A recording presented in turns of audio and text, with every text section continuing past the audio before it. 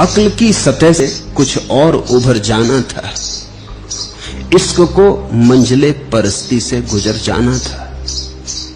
ये तो क्या कहिए चला था मैं कहां से हमदम, मुझको ये भी न था मालूम किधर जाना था।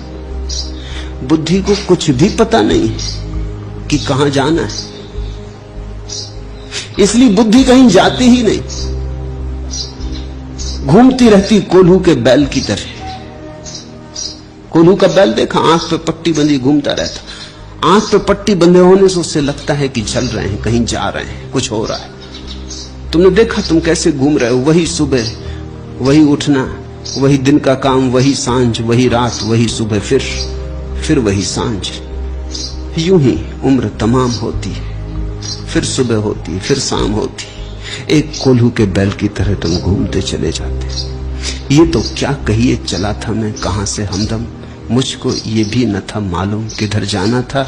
अक्ल की सतह से कुछ और उभर जाना था, इश्क को मंजिले परस्ती से गुजर जाना था। जब तुम बुद्धि की सतह से थोड़े ऊपर उठते हो, तब आकाश में उठते हो, पृथ्वी छूटती, सीमा छूटती, असीम आधा बंधन गिरते, मोक्ष की थोड़ी झलक मिलती। इश्क को मंजिले परस्ती से गुजर जाना था।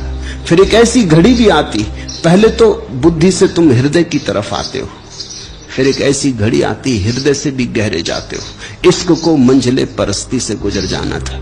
फिर प्रेम प्रेम पात्र से भी मुक्त हो जाता है, फिर भक्त भगवान से भी मुक्त हो जाता है, फिर पूजक पूजा से भी मुक्त हो जाता है।